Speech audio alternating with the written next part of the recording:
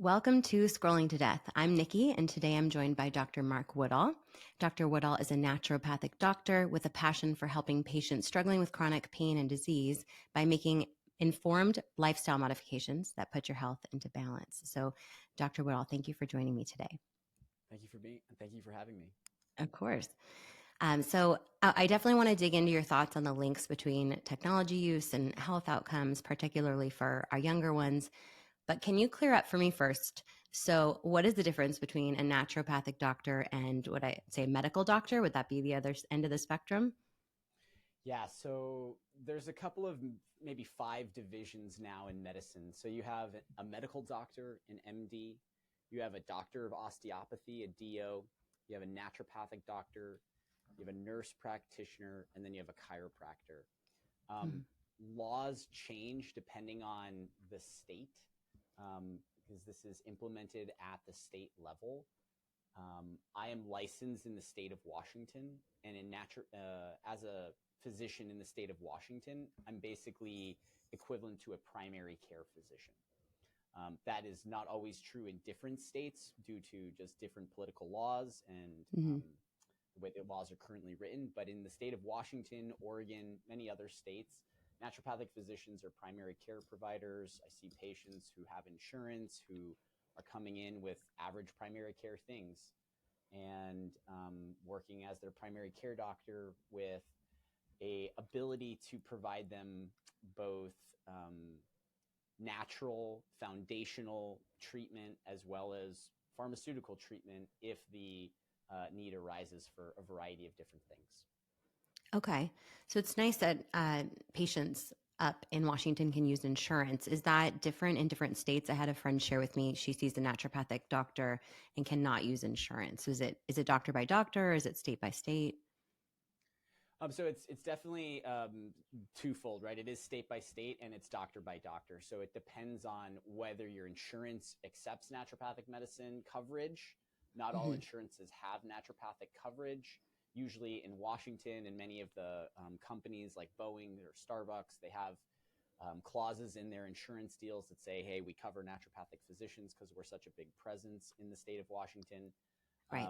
If you go to other parts of the country, you're not going to find that. And so those physicians are most likely working in a cash system.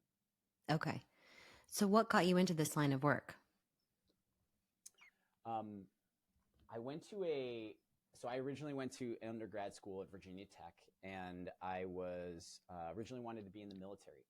I thought I was wanted to do that, and I had an accident, a kind of a bike accident, kind of changed my trajectory, and I needed to delay going into the military. And so I went to graduate school and started continuing my master's in exercise science. So I have a big kind of human nutrition and exercise science background. And Hmm. when I was at my graduate school, I went to a conference, a medical conference, and the person who was presenting was a naturopathic doctor from the state of Connecticut. His name's Dr. David Brady. He's written books on fibromyalgia and other interesting diseases that people can find his book on Amazon. And his presentation just blew me away. It was kind of like circa 2010, Hmm. 2009, and he was talking about just all of these relationships to diet and gut health and autoimmunity and how he was helping his patients. And it was so inspiring that it really caused me to kind of change my directory and course to want to pursue that. Amazing. And you see a lot of kids and teenagers in your practice? Yeah, so I usually start seeing people at 8 years of age. I don't Okay. work kind of under 8 years of age. So teenagers for sure. But if they're over 8 and kind of under 80, that's kind of the bracket of how I think of what I tell my front staff. Um, and so, absolutely, I have teenagers, boys, girls in my practice who I've been helping and working with together on their health. I actually see a few patients who, I've been a physician for about 9.5 years now, Mm-hmm. and so I've seen people who started at 9 years of age, and all of a sudden they're 18 or 19 years old now. So Amazing. just seeing that whole transition, So it gives me a lot of insight to see. I'll sometimes see a whole family, like the mom, the dad, the two daughters, or one son, one daughter, and so it gives me a unique perspective to understand things about what this person's world is like. Right. And and genetic links that may be affecting, right? Absolutely, absolutely, Yeah. definitely something that um, a good family history, but also like knowing the family history more accurately can be quite helpful. Right. So if you had to narrow it down, what are a couple of the big trends you're noticing in the health of, say, the like 8 to, let's say, teens? Let's focus on teens first. So what are the main trends you're seeing in the health of the teens that you're seeing? So I think that the biggest thing is just how technology is impacting people's mental health. Um, if you look at the statistics on ADHD, the statistics on anxiety and depression, we don't see flattenings. We don't see decreases. We see increases. And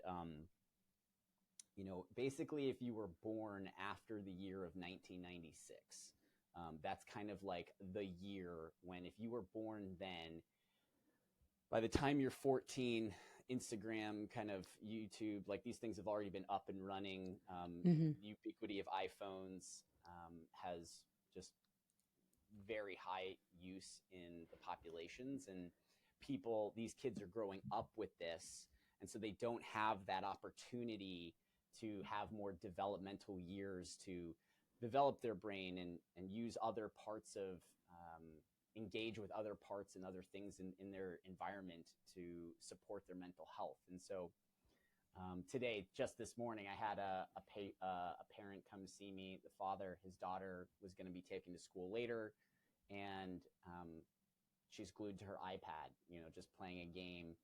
And one of the things I really like to do when I'm thinking about just the prevalence of anxiety, ADHD, and if there's a connection here with um, the use of technology, social media apps, is have people pull out their phones and show me their screen time.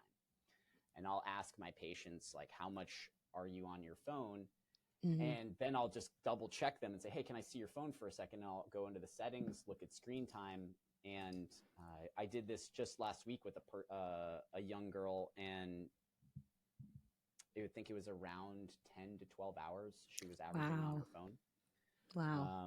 And so that is a lot of time on a device, and it has severe implications for a lot of different things. Yeah, and there is research now that excessive screen time at those levels is having a hand in, ADHD like symptoms, anxiety, depression, and even suicidal ideation. Um, and so you are seeing that in your practice through the teens. What would you tell a parent that comes in and is like, my child is acting depressed and anxious, and obviously there's a link to technology? Do you have some like basic tips that you try to have them implement? Yeah. So it's interesting, and I don't know about other states, but after a set age in the state of Washington, like a youth is basically their own autonomous self. So like a 15-year-old is not required, but like they can they're receiving their care at their own um, in their own way, and that depending on the relationship, the parent is not coming into the office. It's something Okay. that if they're younger, under 13, then that is still happening, 10, 11, things like that. Hmm. But at 14, 15, 16, again, it's dependent on the patient. And so if a young man, young woman wants to have their parent, it's to their discretion. And if they don't have to have that legally. They're not required to have them there. And so I think that having those conversations at that age, while never too late, I think the more we can start with early, awareness around this Yeah. before we're putting iPads and iPhones in front of people and having safer uses of these technologies, I think is where the biggest bulk of benefit can happen. But I would say that screen time, my goals for my patients are to try to have screen time under 3 hours a day, and to Hmm. have somewhere around, because I also look at pickups. How often are you just picking up your phone or your device? It tracks that too. And to try to keep Oh, that somewhere under 70.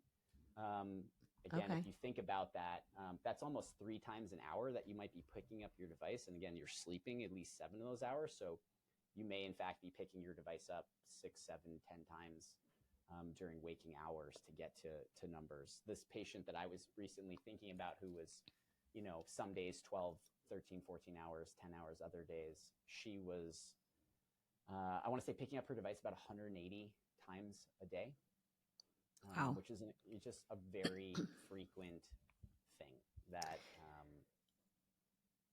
I think has a lot of problems in terms of how your brain organizes, creates safety, things like that. Yeah. Is that under settings too for pickups? I haven't heard of that setting. Yeah, yep. So I don't know about Android phones, but Right. if you have an Apple iPhone, you just go to screen time in your settings, and it'll show you your total time, what apps you're using that in, and then if you just scroll further down on the window, Hmm. it'll tell you your pickups. Okay. Awesome.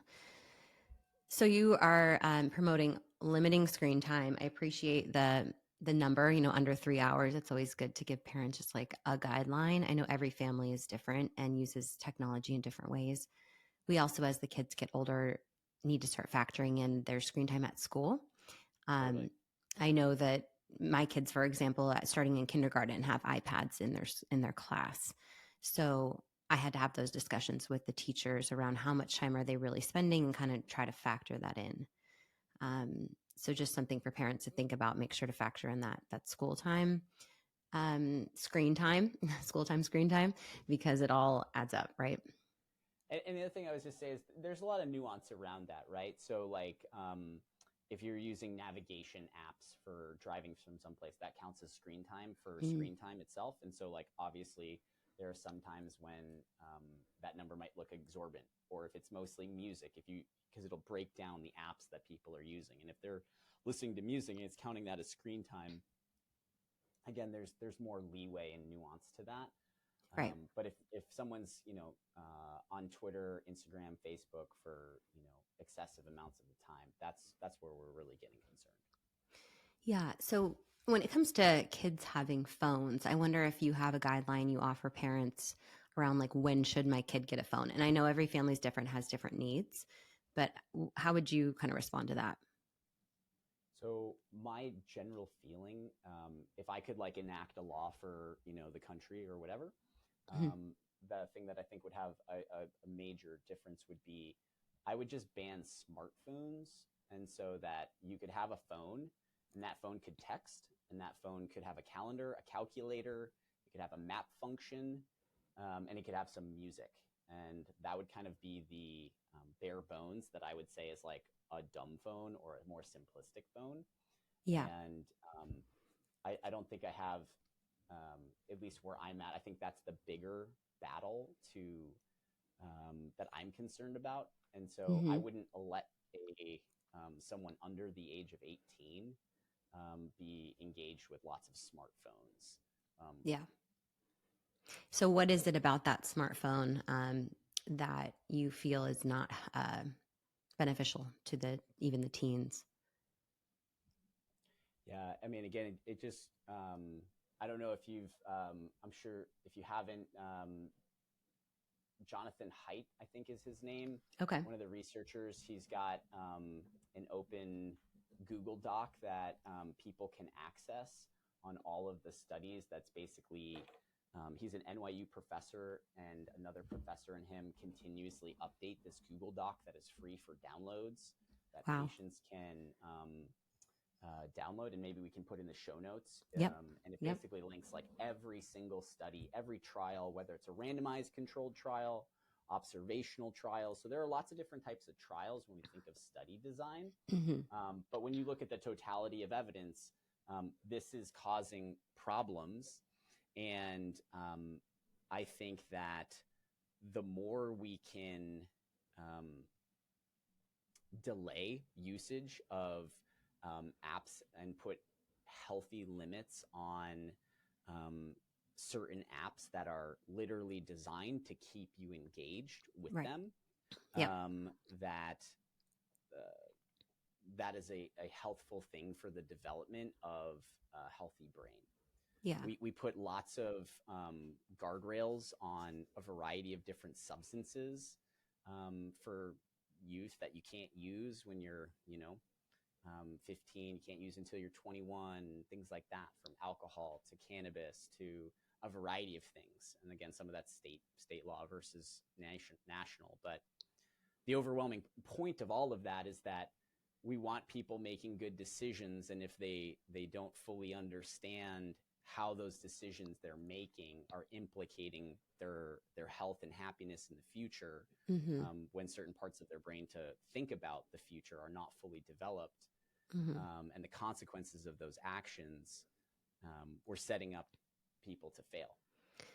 Yeah, and I think there is more and more research now, and I think we're getting closer and closer to having some regulation when it comes to some of those apps, and I think we're referencing social media mostly here. And I wonder if you see a link between in your patients between social media use and anxiety, depression, things like that. Absolutely, I think the data I think is stronger in young teenage girls than it is for men, for younger boys, younger males, but it's still there for both genders. Um, and so I treat patients with anxiety relatively commonly. And so it's a common thing that um, comes up, and it's one of the first things. Like, if you're not sleeping, then your mental health is not going to be at a good space. And then you might say, like, oh, I struggle with sleep. And so we say, hey, what time are you going to bed? And some people are saying 2 to 4 a.m. in the morning. And it's really hard for your brain to work well if you're constantly staying up at 2 to 4 a.m. That's not to say that that never can happen in survival situations. That doesn't exist. But if we're trying to build healthy, happy, actualized humans, then there are certain fundamental things about circadian rhythms that matter. And so if the social media or the phone or the game on the phone or whatever it is, it doesn't have to be social media. It could be that I'm playing some kind of game on social media, and that's continuing, or on your phone, and Mm-hmm. that's continuing to keep you up and keep you aroused and engaged, um, as well as just the light on the phone itself. And so all of that impacts your arousal and your melatonin secretions. So one of the things that happens is there's a natural circadian rhythm to our stress hormones of cortisol and melatonin.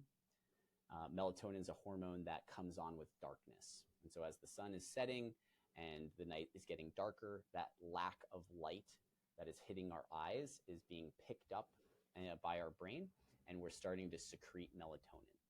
And if you are engaging in bright screens, whether it's on your computer, whether it's on a phone, whether it's the TV, all of that can have implications for your melatonin secretion. Now, it's kind of a twofold thing where it's partly the light, but it's also just the arousal of whatever you're doing and engaging. It might be a super engaging Netflix series or Mm-hmm. some show or something that is really activating your brain and keeping you awake and keeping Mm-hmm. you engaged. And the longer you push into the night and not go to sleep, you're literally secreting cortisol to keep you going, because your body's saying, hey, I should be asleep, but I'm actually going to push through this. And to push through that, you need the energy to do that. And cortisol, that stress hormone, what it's doing is mobilizing you to have the energy to do that. Hmm. And if you spend some of that energy at that nighttime doing that, what you'll find is on the next day, you don't have the same reserve of energy to do that from a cortisol perspective. That Okay. doesn't always happen day to day, but over a long enough timeline, that is impacting people's health and their rhythms. And so anything after 11 at night would be a very hard, like, this is definitely impacting you. And then there's certain age dependency from there. So if you're talking younger and younger and younger, the time's getting earlier and earlier and earlier. But for anyone, if it's over 11 o'clock at night, and you're exposing yourself to bright lights, that is impacting um, tomorrow's performance, tomorrow's energy, tomorrow's mental, emotional state. Okay.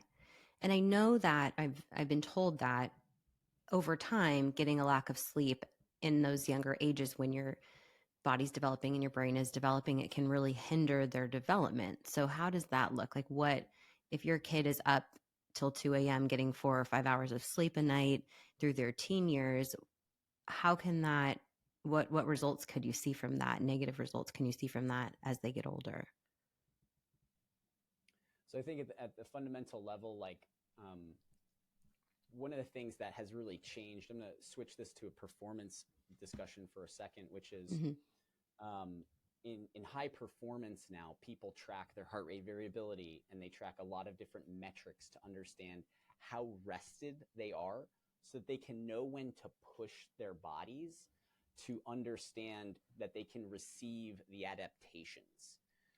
Because if you're doing an exercise and you're not fully recovered and you're not giving the full effort to push your body to get stronger, faster, fitter, then you're not able to achieve the goal in high Mm-hmm. performance athletics.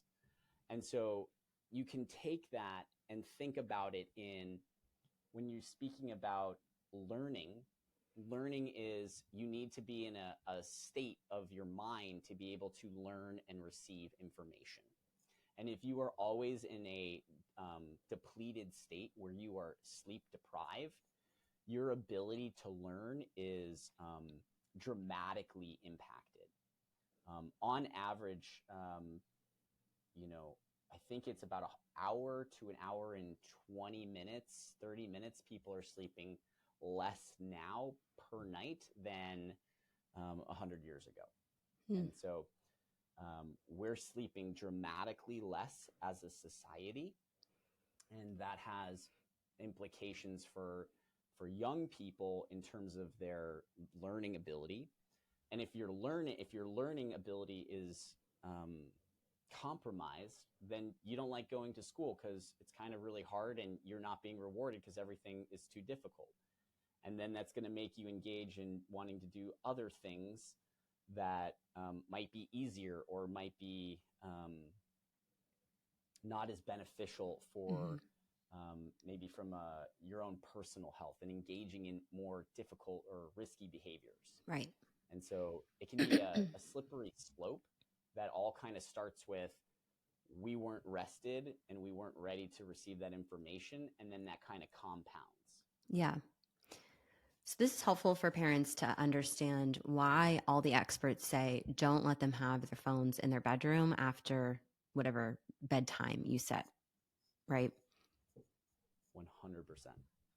Okay. Yep. I think that if so I have two boys. I have a 6-year-old, and I have, well, actually, he turns 6 very soon.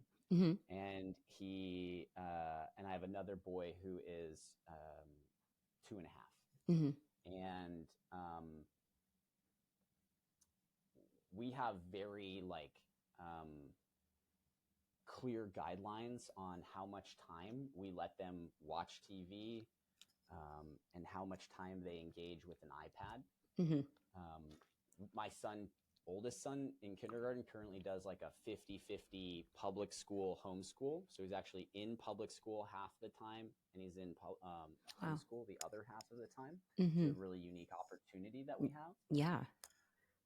And And he has an iPad, a very old iPad that we engage. We have some things on it, but we don't let him use that for more than 30 minutes, probably 3 times a week is Hmm. kind of and there are times when his younger brother is looking at that with him too. And if I'm around, we're trying to divert and delay engagement with that. Right. Now, from a show watching perspective, we found that even 30 minutes of television, depending on when our son watched that, was sometimes creating emotional dysregulation. He was just more irritable. Hmm. But then we also try to engage in family like watching. So it's like a Yeah. movie that has a specific theme that we're trying to encourage, whether Yeah. that be like teamwork or grit and different things like that. And having that being a setting, not where it's just like he's in a room by himself, isolated from his family, and Hmm. mom and dad are just doing something totally different. Um, and so we try to have a family movie night once a week. Yeah. I love that and I connect to it. Obviously, not all tech is bad and it can bring people together. I have a lot of families that like to play video games as a family, or we do a lot of family movie nights. That's how we don't have iPads in the home. So our screen time is in front of the television all together watching a movie. Um, but I did notice with my son, who's now 6, a lot of emotional dysregulation around when we did use an iPad, and we would limit it to 30 minutes, and then he was just getting so obsessed with it. It's all he wanted to talk about, it's all he wanted to do. So we cut it down to 10 minutes a day, and then it still became such an obsession for him that I thought this isn't worth it. And once we pulled it, he brought it up like one or two more times, and it's been almost a year, maybe 9 months, and he hasn't brought it up again. And I'm like, okay, that wasn't as big of a deal as I thought it was. And now when he gets home from school and finishes his homework, he runs outside and is playing outside rather than asking for the iPad or staring at a screen. And like I said, they do get that time in school too. So Right. thank you for sharing that that personal experience. I think that that's really helpful. Um, I wanted to talk about, what are you seeing around obesity? So, or just, poor physical health outcomes. So, obviously, the more time kids spend on the screens, the less they are moving, the higher rates of obesity. So, are you seeing trends around that in your practice with kids and teens? To be honest, I live in a very affluent area. And so I definitely think that there is some of that is buffered by the affluence effect that might not be as present. So many of the teens that I'm engaging with are not obese. Um, I, I would say that it's much more around anxiety, depression, and ADHD. Okay. And I think that when again, this is just a pure hypothesis of mine. Mm-hmm. But one of the things that I think may explain the data, or at least is my hypothesis, is that there might just be less sports participation Mm-hmm. between the different boys and girls. And if you're out playing team sport for 3 hours a day, that's 3 hours that you can't be on your phone. Yeah.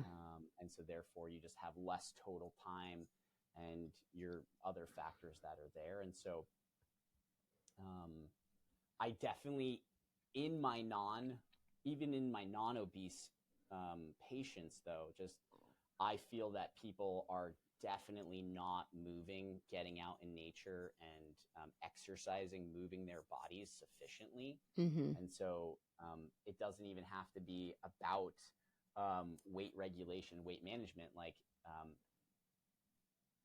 the data is, I would say, overall beneficial for our mental health. It's very hard to like prove causality there because, Mm-hmm. um, but people need to move as much as they can, as much as possible Mm-hmm. for their mental well-being. It's also something that drives fatigue for help you to sleep. So the thing that's important here is people are like, I'm not tired when I go to bed, and so I'm staying up until 2 o'clock, and I'm just scrolling and scrolling and scrolling. Mm-hmm. And so the more that they can engage with physical activity and exercise, that's going to, one, bring lots of blood flow and other changes to their brain, secretion of molecules that help their brain learn and do other beneficial things. Um, and it will make them more tired so that they can go to bed and that they can regulate themselves in a better way to make tomorrow's day a a growth day. Yeah. And I feel you on the more affluent areas.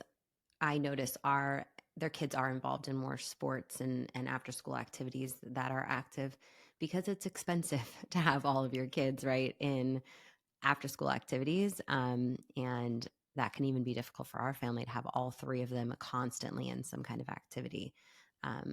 And also depends on where you live too. You know, where you are in Washington, you go through weather bouts with lots of rain and it can be difficult to get outside. Um, I think the one thing that I'll also just say here too is mhm, so it's definitely an affluence, but also like in affluence ties to safety, right? And so other people, they might not live as safe of neighborhoods, and so mhm, people might not want to engage in those activities because of fear of safety, right. or what's the transportation issue because maybe mom and Mhm, dad are both working and no one's able to pick that person up, and so um, if your listeners haven't, if you haven't considered reaching out to interview a man named Johan Hari, who wrote mhm, a book called Stolen Focus, okay. I would listen. I would encourage all of parents to listen to this book. It came out, I think, last year. Stolen Focus. Read it, listen to it, whatever your preferred media is for this. But Johan Hari, he's a British journalist who I think did a beautiful job about talking about these things because I do want to be mindful of this idea of around what's called cruel optimism, and cruel optimism is basically just how do you oversimplify a solution like, oh, you're overweight, like you just need to eat less and Mhm, move more, right? And right. it just overly simplifies a very, very complicated both individual thing but also a societal issue at hand. Right. Like technology use in kids. Just don't give your kids a phone. You know, just wait as long as possible. You can, but there's so many factors and differences in every family. Um, I wanted to touch on you were talking about phones and trying to delay giving smartphones, and I agree. And luckily for us, with our kids being a bit younger, there are companies that are developing and selling phones that are kid friendly or kid smart, teen smart phones. So I've reviewed a few of those on my YouTube channel and have some clips on Instagram. There's the Bark phone, the Pinwheel phone, TrueMe. There's a few other brands that, and there's also the Light phone, which is for adults too. Just or flip phone. I think some brands are selling flip phones these days. Well, what do I want to? The thing that I wanted to bring it back to here is also like a great question to like have a parent reflect on is if you had to go to a medical appointment, like you as the parent, um, can your child like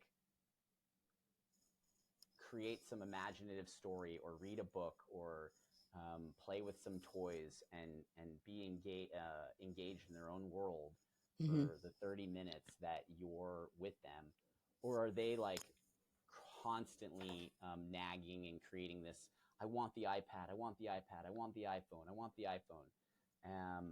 I have been to multiple appointments with my oldest son, and I cannot tell you the number of other clinicians who just say like, and again, like my, there's nothing I would say like overly inherently special about my son other than how he was kind of developed and raised and things. And what I mean by that is, um, what do your kids see you doing?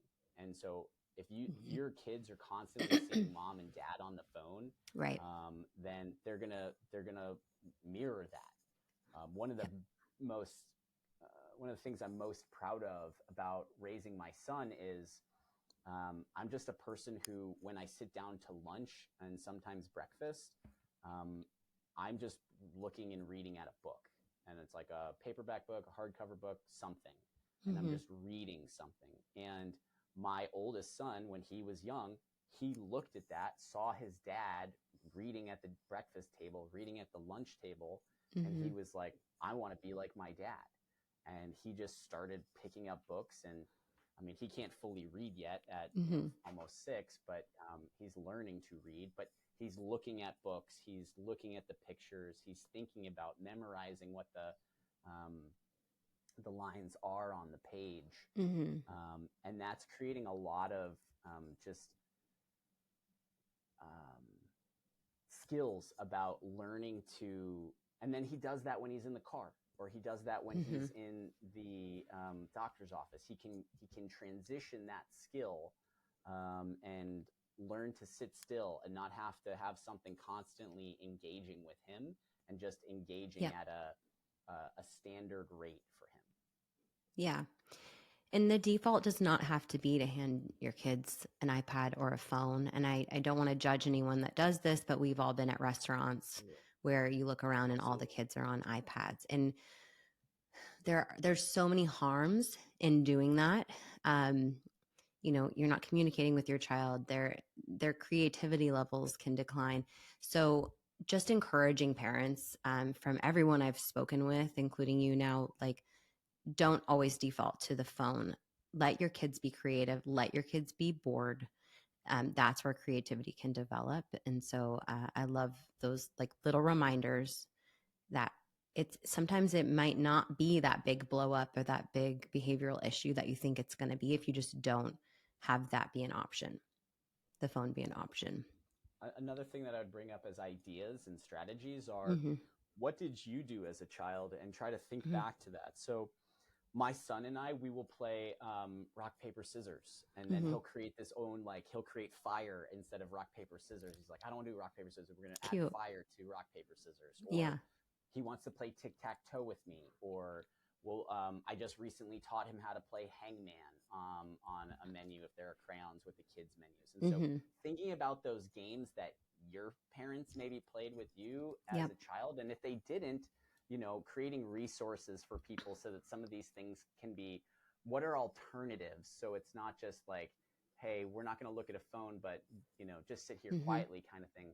These are Right. opportunities to engage with your kid and to engage in a fun, kind of like non-parental way, and just to create play, Yeah. and enjoyment.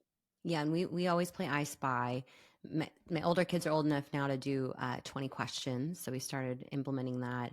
But I remember my dad used to take like the sugar packets and sort of lean them against each other and build little houses. So there's lots of creative things. Even if you have to buy little conversation starter cards that are aimed towards kids or families, if you need some more prompting, and those things, other things that sound boring to you, but there are so many options that encourage conversation and connection and build those memories and set that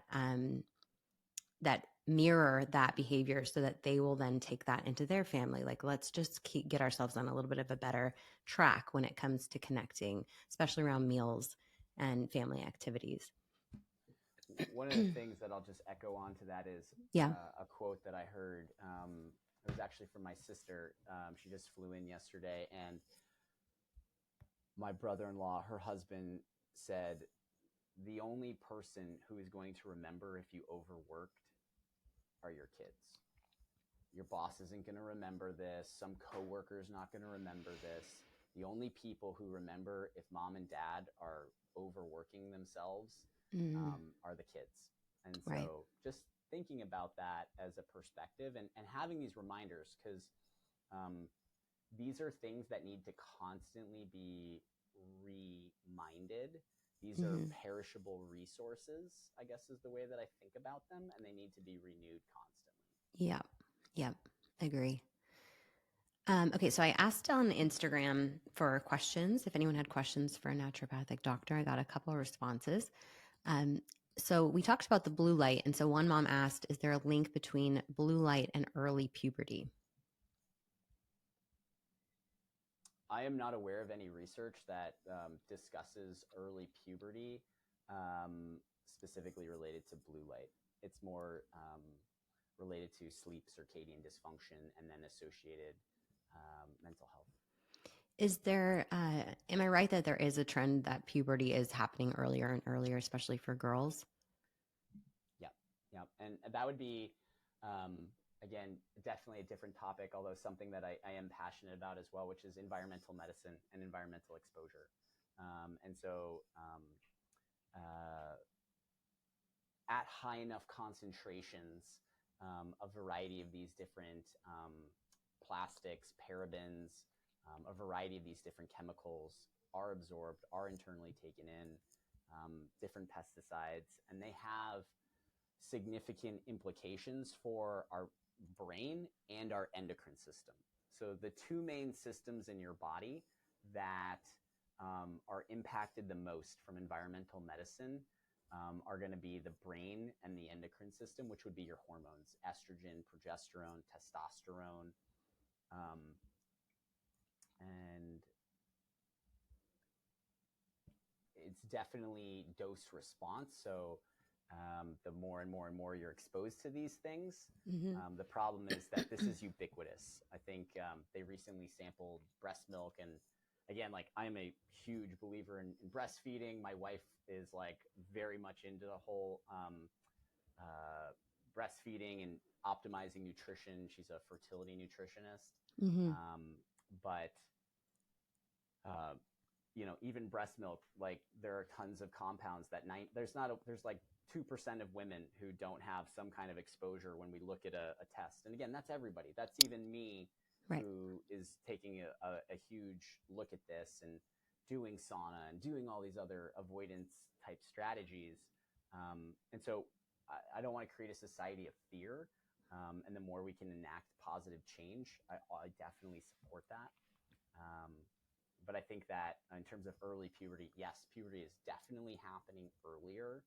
Um, and um, that's more environmentally driven than light exposure, device exposure.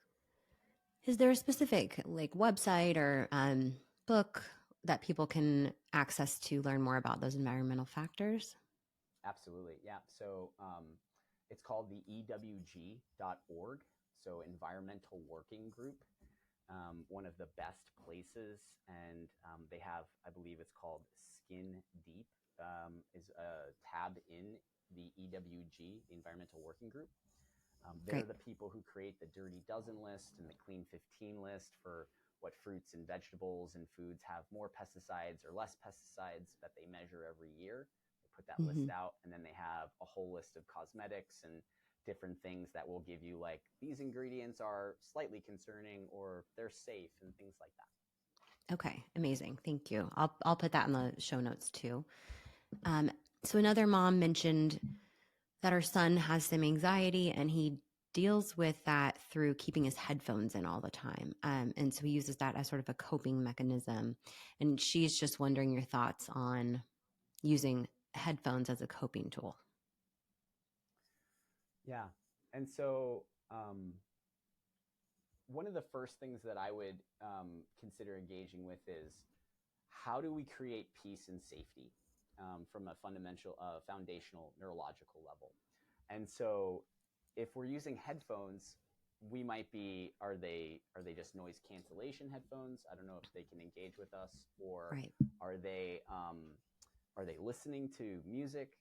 One of the things that I email almost every patient, like, they have access to, is a breath pacer that I will give people. And people can YouTube breath pacers. They can download breath pacers from different places. Most people are breathing at around 12 to 14 breaths per minute. And if we were to slow people's breathing down at 5 to 7 breaths per minute, that can help improve our emotional regulation. Um, and so, for this mom, if this child has headphones in, I would start by trying to add an additional skill of learning how to regulate their nervous system through slow paced breathing, Mhm. and having that be played through the headphones. And then, as Okay. they transition, you might be able to go to cordless headphones and have one headphone out and the other headphone in while they're practicing that. And Okay. then eventually they start listening to that same track that's developing this state of peace. with the noise being audio speaker rather than in the headphone. And that's basically trying to decouple safety and headphones and learn to create that safety elsewhere. And so I wouldn't take the headphones away. I would use it as a tool and medium to try to engage with other practices and then Okay. slowly peel that back. Amazing. That's great advice. And then a question from me, just because I'm interested in this. So you mentioned melatonin, and your body produces it when the sun goes down. And I noticed as I was raising my kids, I noticed a lot of parents are supplementing their kids' melatonin and giving them melatonin gummies every night. And this just didn't feel right to me. I did a little bit of research, but I'm not super into taking medication, and it just didn't feel right to me to be dosing my kids up to get them to go to sleep. They should be able to go to sleep on their own. So, what do you feel about the trend of giving kids melatonin in the evenings to help them go to sleep?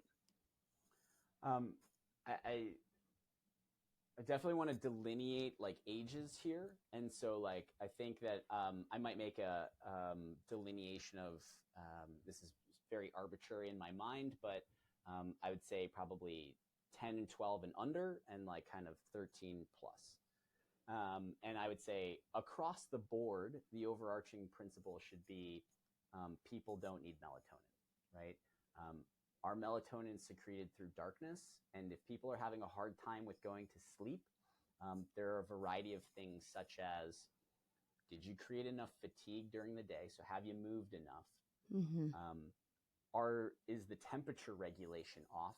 Again, you need to drop your core body temperature to go to sleep. And so I would be looking at if people have the resources and money, like cooling devices, if they need Mm-hmm. to, um, and then um, and then the light exposure, and that starts with adjusting the lighting. If you were to come over to my house in the evening, it looks orange, like it's like the orange of this like background here. It Mm-hmm. doesn't have this bright blue light. we have Yep. we have special lights that people can buy that are not like crazy expensive, that are super bright when you want the light to be bright, and you can adjust them to be orange reddish in the evening to Mm-hmm. create that environment. And so I would say, how can we mimic nature to support what nature would naturally do? And Mm-hmm. so when you're in your home and you're not outside and you have electricity and other things in 2023, trying to create changes in your lighting. So my son's their room is orange in the evening, and then actually we turn it red as they're going to sleep. And so I would say across the board, I would recommend against melatonin. That's not a hard recommendation. If there are significant true sleep problems, and depending on what's going on, that would be case by case. Um, but I would say the overarching principle should be your kids should not need melatonin at any stage, and that includes teenagers, right? And so the teenagers too. Again, the first thing we want to work on is not letting your kids sleep in, okay? Because if they're staying up late, they're going to want to sleep in. And we need to get them up at a more reasonable time. And that could be Mm-hmm. by first turning their lights on and not even saying anything to them. You don't have Right. to be like, hey, get up, get up. It can just turn the lights on. And if that Mm-hmm. helps wake them up 20 minutes earlier or 10 minutes earlier, you can build on that throughout the week and the time period. And so Mm-hmm. working on that sleep hygiene is more important. And then from a making sure you have flux on your computer, um, night shift modes for phones. Hopefully, if you are using those, or blue Right. blockers, if people are really struggling. All of my patients that are really struggling with sleep and circadian rhythm issues, Mm-hmm. I do recommend blue blockers, and these are sunglasses that are orange tinted, Okay. that really help shift the the lighting and the arousal from lighting for people. And the Okay. research shows that they work. And then the lights that you install in the house to turn kind of orange at night, do those have a certain name, or should we just look up evening orange light on Amazon? Yeah, yeah. So Unfortunately, the company that I used went out of business during COVID. They Okay. were called Oh, Healthy Lighting, with an health with an E. Um, but uh, I might be able to find a light and recommend one. okay. Okay. And I use just standard red lights that people use for other health purposes. So Mm-hmm. people who are aware of this thing called red light therapy or Mm-hmm. photobiomodulation, they will have red lights at the 660 nanometer wavelengths and near infrared lights. And so I Okay. literally just double the device when I'm using red lights for my kids is the same light that I use for joint health or skin health or something like that is Mm-hmm. actually doubling as like the nighttime light. But then in terms of the actual house lighting, I would have to again Home Depot. Like you'll find lights that do this at Home Depot.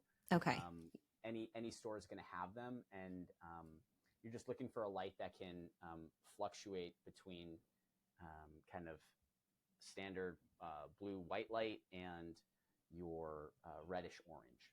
Okay. Amazing. Okay. So let's start to wrap up. So, listeners here are parents, and we're struggling with raising our kids with all the technology that's available. And obviously, like we said, not all tech is bad, so we have to set limits and educate them appropriately. Do you have any other tips that you like to share that we didn't cover already to help parents through this time?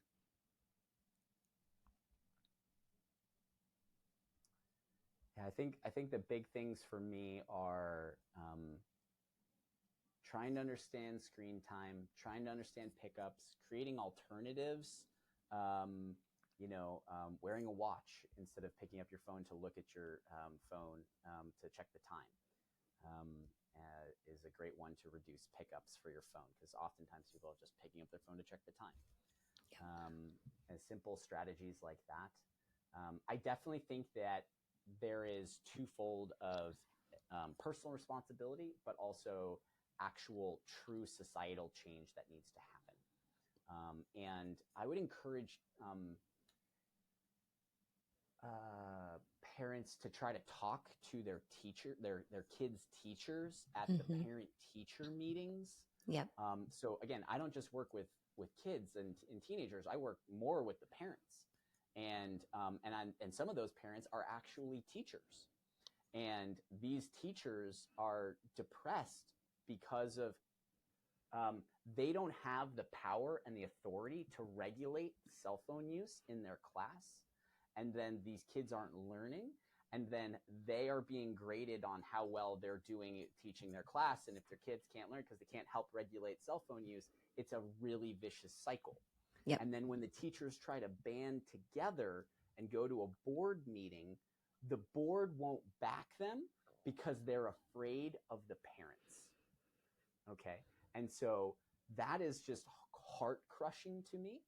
I have a patient of mine. He teaches, high school physics, and he's just super down about the state of his classroom. And he's been a teacher for 10, 15 years. And I like shared that file that if I can find it, if you can't find the Jonathan Haidt research file on the Google Docs, Mm-hmm. you shoot me an email. I will get it to you. But he took that to his teachers. And the board just didn't back them. Yeah. France has done this. France is getting cell phones out of the area, and New Zealand. My sister lives in New Zealand. She just told Mm-hmm. me that the laws should be changing for school Yeah. usage of In the of the UK so too. yeah, and so like this is changing, and I think that there is individual things, and then there are things that I would encourage the parents to try to engage with the teachers to try to get on the page because the board is just afraid of the parents. And if the Yep. parents are in agreement with the teachers, then you can truly push a change in society. Yeah, and the phone bans in schools, it comes up on every interview. There's been so much news around this. I did a couple posts on Instagram. There's strong opinions across the board on phone bans in schools, and parents' number one concern is safety related. If there's a school shooting, how will I know if my kid's okay? And that's totally something that I would want to do as well. Um, and I have And so interviewed teachers who say it's actually not best if all the kids are on their phones during an emergency. It's actually very distracting and unsafe. So, Yeah, and I think that this problem also just gets solved easier if you just, at a national level, mhm, ban smartphones to a certain age. And that way they can still mhm, call out in national emergencies. They can still text out in national emergencies, but it's going yeah. to, I think, significantly change. And so you still have communication, but you don't have all of the other things that are going on. And so, yeah, I think I can understand that perspective. Yeah. And, banning smartphones through to a certain age Exactly. is, Exactly. I think makes sense. For me personally, I don't want my kids having smartphones before they're maybe 16, 17. We'll see what things look like then. Um, but there's certain bills that are trying to be pushed through right now to regulate, big tech on and its own, and kind of put some liability back on them when it comes to the addictive features and all that kind of thing. And it's there's a lot of pushback on that too around free speech. So it's actually really interesting to have kept up with what's going on. 42 US states are currently suing Meta for creating a product that harms children. Um, so this has all been super interesting. And to go, I mean, it seems obvious. It seems obvious that kids should not have smartphones. It's bad for them and their health outcomes, as you shared, um, mental health outcomes. But sometimes it's not as easy as that when it comes to implementing it, right? Yeah, I mean, again, like sometimes you don't know until like the data's in, and I would say Yeah, the data's in. We don't like there is so much data that supports this that I would think that um, we have enough to move on. And maybe that hmm, wasn't true. Like again, these companies didn't exist 20 years ago, right, and so it's just a different time, and you can only make the best decisions with the best data that you have. right. So, okay, so can you share about your practice and where people can find you in Washington? Yeah, so I practice in Issaquah, Washington. I practice at Cascade Integrative Medicine. People can, if you live in the state of Washington, I can see you, I can work with you, things like that. Through telemed, you generally need to come in for the first visit in person, and then we can do telemed visits in the state of Washington from there. Um, I'm a little bit active on Twitter, mostly reposting research of things that I am interested in. I don't engage much with people on Twitter. It's more for to stay up with different research. That's my one of my main modalities that I do Right. limit. And so, Hmm. Dr. Woodall ND is my handle on Twitter. Those are the two areas. Okay, amazing. So, Dr. Woodall, thank you again for spending this time with me today. As always, for the listeners, I will continue to bring you guys information and experts in the space to help guide us through our parenting journeys. And so, thanks again, Dr. Woodall, for being here with me today. Thank you.